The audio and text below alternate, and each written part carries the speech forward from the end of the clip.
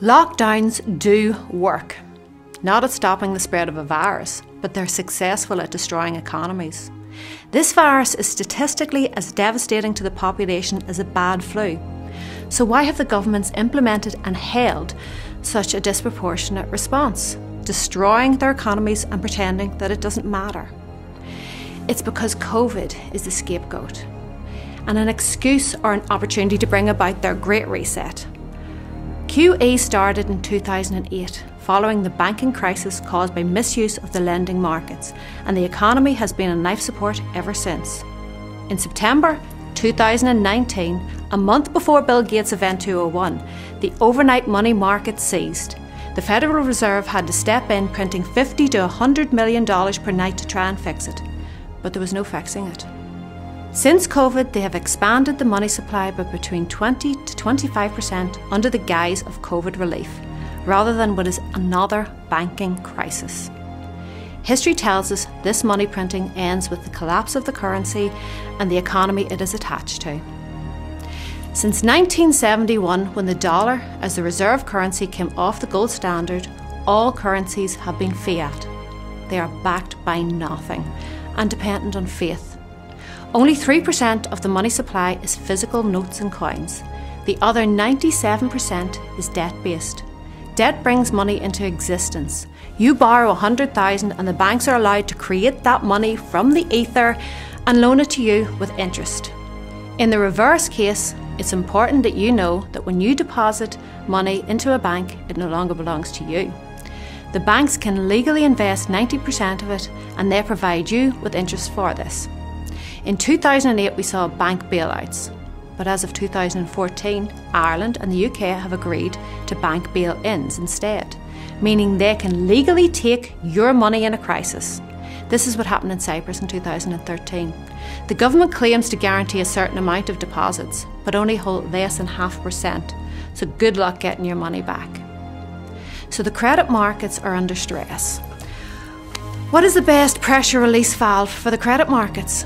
To hold back a collapse. It's a weaker economy. This could be part of the reason the economy was shut down. The difficulty they now face in opening back up is when you combine an increase in money supply with an increase in velocity, you're inviting inflation. In 2008, QE was given to the banking sector and large corporations, but in 2020 it was also given to the general public, readily available now to spend. By keeping sectors of the economy closed, you are breaking the velocity. Velocity is the number of times the same amount of money changes hands. An increased velocity will lead to inflation, but it isn't essential for it. Couple this with the inevitable increased demand for debt when the economy does open back up, and people are taking out loans again, and this could pop the debt bubble. This financial system is held together with debt. When you buy a loaf of bread, there could be 10 different transactions of credit to get it to your door between manufacturers, suppliers and distributors. Mathematically, credit is doomed to break, and this will seize the entire economy. This is why the banks were considered too big to fail. If credit isn't functioning, then products won't be created. When the credit market fails, so does the entire economy. So what do they do? Inflation is inevitable. More money is chasing the same amount of goods and services. That's just how money works. It has been evident in property for a long time, but is recently showing up in commodity prices like lumber, copper, and also in food prices. Inflation initially raises asset prices and then filters down into living costs. The last to inflate is wages, making it increasingly difficult for the less wealthy to buy property, as their wages only meet their living expenses.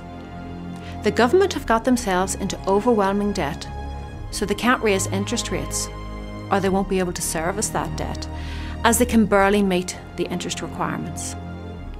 It seems they are planning to let inflation rise, trying to maintain some control over it and inflate away the debt. Inflation is a hidden tax. Just as they inflate away the debt, they inflate away your purchasing power, and you slowly lose everything you've worked for. With inflation and bank bail-ins, they're taking your money. The danger here is hyperinflation if control and faith are lost. Look at Venezuela and Zimbabwe, where currency litters the streets and it has so little purchasing power that it isn't even worth picking up. We are moving into a central bank digital currency. This has already been rolled out in China, with Sweden, Turkey and Iran following. With digital currency, the government have complete control, as it is programmable. It is a loss of your freedom and privacy. They can control velocity by programming it with expiry dates or deciding where in the economy can be spent. They can limit your leisure spending, prohibit you from buying certain items, or only allow spending on basic food items and rent. They can tax and fine directly. They have control.